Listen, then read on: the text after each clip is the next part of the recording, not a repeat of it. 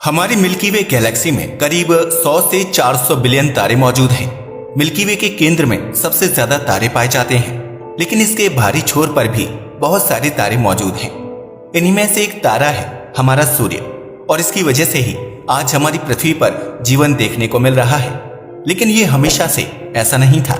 अगर हम एक टाइम मशीन बनाकर समय में 4.6 अरब साल पीछे जाएं, तो हमें सोलर सिस्टम आज के मुकाबले बिल्कुल अलग दिखाई देगा। ऐसा इसलिए है क्योंकि उस समय हमारे सौरमंडल के फॉर्मेशन की शुरुआत हुई थी और यहाँ मौजूद प्लैनेट्स आज के जैसे बिल्कुल भी नहीं दिखाई देते थे। आज के इस वीडियो में हम आपको सौरमंडल की फॉर्मेशन के बारे में पूरी जानकारी देने वाले हैं, इसलिए इसे अंत तक जरूर देखिएगा। Solar nebula and formation of early sun. आज से करीब 4.6 अरब साल पहले हमारे सौरमंडल की जगह पर एक बहुत बड़ा धूल और गैस से बना हुआ बादल मौजूद हुआ करता था। इस बादल को कई अलग अलग नामों से बुलाया जाता है। ब्रह्मांड में ऐसे बहुत सारे बादल मौजूद हैं, जिन्हें एक कॉमन नाम नेबुला या फिर स्टेलर नर्सरी से बुलाया जाता है। यह बादल ब्रह्मांड में मौजूद हर सेलेस्टियल ऑब्जेक्ट का बिल्डिंग ब्लॉक होते हैं। हमारे ब्रह्मांड में मौजूद हर तारे की फॉर्मेशन इन्हीं बादलों की वजह से हुई है, और कुछ ऐसा ही हमारे सूर्य के साथ भी है। आज से 4.6 अरब साल पहले सोलर नेबुला नाम के इस बादल में कुछ प्रोसेस शुरू हुए, जो आगे चलकर हमारे सूर्य के निर्माण का कारण बनने वाले थे। वैज्ञानिक ऐसा बताते हैं कि उस समय सोलर नेबुला के आसपास एक तारा मौजूद हुआ करता था, जिसमें सुपरनोवा एक्सप्लोजन हुआ। इस धमाके से निकलने वाली शॉकवेव ने सोलर नेबुला में मौजूद गैस और धूल को केंद्र की ओर धक्का दिया।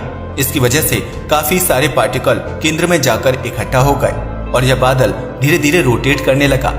अब इस बादल के केंद्र में ज्यादा मैटर इकट्ठा होने की वजह से वहां का गुरुत्वाकर्षण बल भी बढ़ता जा रहा था, जिससे वह और भी ज्यादा मैटर को कलेक्ट कर रहा था।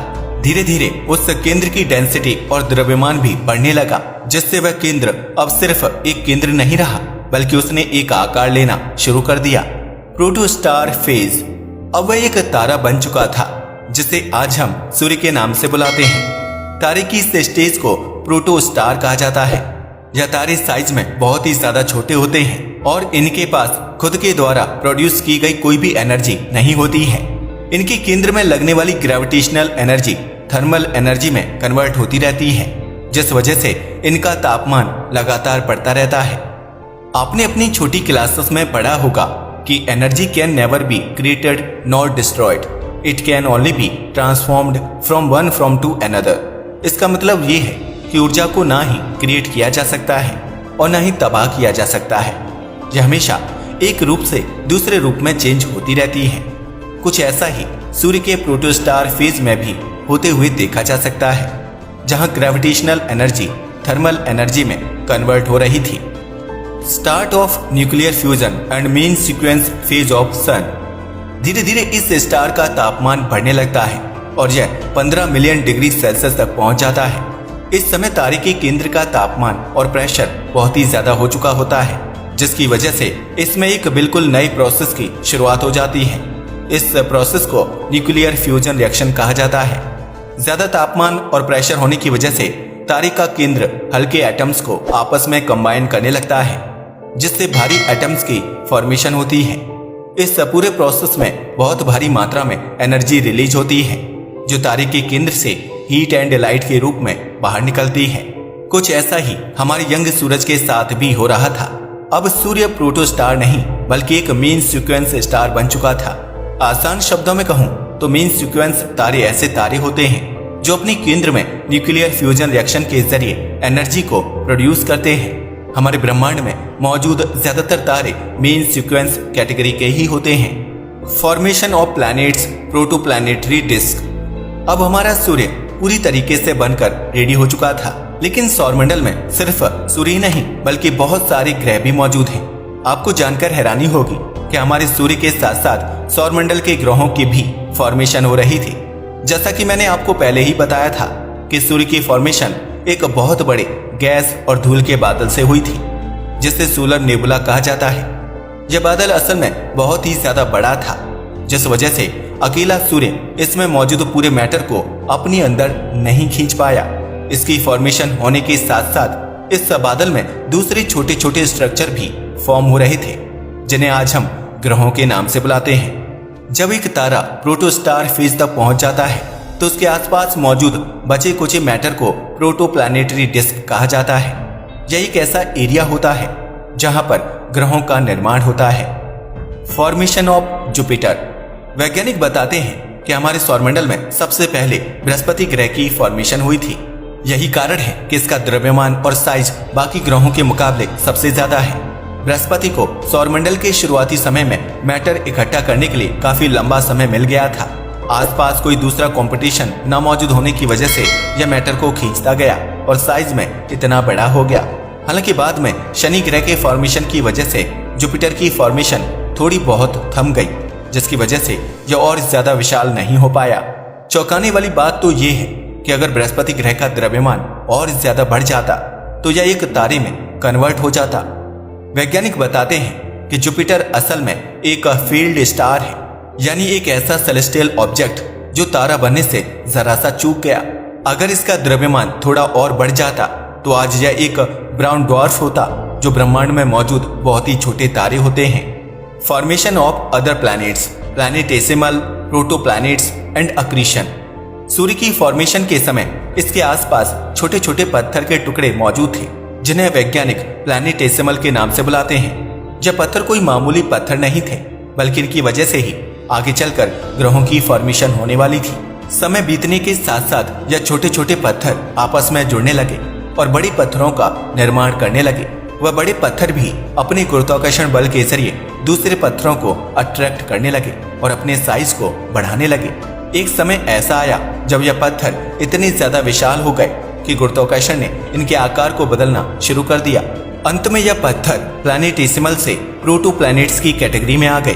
प्रोटोप्लैनेट्स ऐसे ग्रहों को कहा जाता है जो बहुत ही नए होते हैं और उनका ऑर्बिट अभी भी पूरी तरीके से क्लियर नहीं हुआ होता। गुरुत्वाकर्षण बढ़ने की वजह से अब यह ग्रह अपने आसपास मौजूद चीजों को और भी तेजी से अट्रैक्ट करने लगते हैं, जिससे इनका ऑर्बिट साफ होने लगता है। इस पूरे प्रोसेस को अक्रीशन कहा जाता है। आपकी जानकारी के लिए बता दूं कि प्लूटो को ग्रह की कैटेगरी से इसलिए हटाया गया था क्योंकि उसके ऑर्बिट में बहुत सारे दूसरे ऑब्जेक्ट्स मौजूद थे। करोड़ों साल तक चलने वाले इस अक्रीशन के प्रोसेस के बाद हमारा सौरमंडल फाइनली बनकर रेडी हो चुका था। इसमें मौजूद ग्रह अभी भी पूरी तरीके से स्टेबल नहीं थे। सौरमंडल में मौजूद बहुत सारे उल्कापिंड इन ग्रहों से आकर टकराते थे, जिस वजह से उनका तापमान अचानक से बहुत बढ़ जाता था। सिर्फ इतना ही नहीं, वह उल्कापिंड ग्रह के ऑर्बिट में बहुत सारे छोटे छोटे पत्थरों को भी रिलीज कर देते थे, जो बाद में आग के गोले बनकर ग्रह पर बरसते थे और तबाही मचाते थे। Terrestrial planets versus gas Giants. हमारे सौरमंडल में मुख्यतः दो तरह के ग्रह मौजूद हैं, terrestrial planets and Giants. Giants को भी दो अलग अलग कैटेगरीज में बांटा गया है, gas Giants and ice Giants. Terrestrial planets उन ग्रहों को कहा जाता है जिनकी सतह ठोस होती है और जो मुख्यतः रॉक से बने होते हैं। हमारे सौरमंडल के 4 इनर प्लैनेट्स यानी मरकरी, वीनस, अर्थ और मार्स टेरेस्ट्रियल प्लैनेट्स की कैटेगरी में आते हैं। इन प्लैनेट्स का साइज आमतौर पर बहुत कम होता है, लेकिन तापमान बहुत ही ज्यादा होता है। ऐसा इसलिए है क्योंकि इन प्लैनेट्स की फॉर्मेशन तारे के बहुत नजदीक होती है, जिस वजह से उसकी गर्मी इनमें भी ट्रांसफर हो जाती है। अब सिर्फ गर्मी ट्रांसफर होना इनके गर्म होने का इकलौता कारण नहीं है। तारे द्वारा ट्रांसफर की गई एनर्जी इनमें मौजूद पत्थरों में बहुत अच्छे से स्टोर हो जाती है, जिस वजह से इनका ओवरऑल तापमान बढ़ने लगता है। दूसरी कैटेगरी के ग्रहों को जाइंट्स कहा जाता है और जैसा कि इनके नाम से ही पता चलता है, यह साइज में बहुत ही ज्यादा बड़े होते हैं। हमारे सौरमंडल में टोटल 4 जाइंट प्लैनेट मौजूद हैं, जुपिटर, सैटर्न, यूरेनस और नेपट्यून। इनमें से Jupiter and Saturn gas Giants की कैटेगरी में आते हैं और यूरेनस और नेपट्यून को आइस जाइंट्स की कैटेगरी में डाला जाता है। ऐसा करने का सिंपल कारण ये है कि जुपिटर एंड सैटर्न मुख्यतः गैस से बने हुए हैं और यूरेनस एंड नेपट्यून में मुख्य रूप से सिर्फ बर्फ ही बर्फ मौजूद है। Why rocky planets are closer to sun while gaseous are so far away? हमारे सौरमंडल में मुख्य रूप से हाइड्रोजन, हीलियम और मीथेन जैसे कंपाउंड मौजूद हैं, जिनको सॉलिड या फिर लिक्विड बनने के लिए बहुत कम तापमान की जरूरत होती है। तारे के आसपास मौजूद ग्रहों में ये एलिमेंट इसलिए नहीं पाए जाते क्योंकि वहां का तापमान बहुत ज्यादा होता है। ज्यादा तापमान होने की वजह से ये एलिमेंट लिक्विड या फिर सॉलिड में कन्वर्ट नहीं हो पाते। वहीं जैसे जैसे हम सूर्य से दूर जाते हैं वैसे वैसे तापमान कम होने लगता है और इन एलिमेंट्स के पाए जाने की मात्रा भी बढ़ने लगती है। आपको जानकर हैरानी होगी कि जुपिटर और सैटर्न का 90% से भी ज्यादा हिस्सा हाइड्रोजन गैस से बना हुआ है। अगर हम यूरेनस और नेपच्यून पर नजर डालें तो हमें भारी मात्रा में मीथेन देखने को मिलेगी, जो सॉलिड और लिक्विड फॉर्म में इन ग्रहों पर मौजूद है। मीथेन को लिक्विड रूप लेने के लिए बहुत कम तापमान की जरूरत होती है, जिस वजह से यह ज्यादा तापमान वाले एरियाज में सिर्फ गैस के रूप में ही पाई जाती है। यही कारण है कि सौरमंडल के बाहरी ग्रह ऐसे एलिमेंट से बने हुए हैं जिनका बॉइलिंग पॉइंट बहुत लो है। वहीं सौरमंडल के इनर प्लैनेट्स ऐसे एलिमेंट से बने हुए हैं जो भारी गर्मी को भी झेल कर सॉलिड रूप को मेंटेन कर पाते हैं। Kuiper belt. सूर्य और ग्रहों के अलावा भी हमारे सौरमंडल में कुछ बहुत इंटरेस्टिंग एंड इम्पोर्टेंट चीजें मौजूद हैं, जैसे काइपर बेल्ट और Oort cloud. Kuiper belt Neptune ग्रह के बाद मौजूद एक ऐसा एरिया है जहां पर बहुत सारे उल्कापिंड और धूमकेतु मौजूद हैं। काइपर बेल्ट हमारे सूर्य से 30 से 50 एस्ट्रोनॉमिकल यूनिट की दूरी पर है और इसमें हजारों विशाल एस्टेरॉयड मौजूद हैं।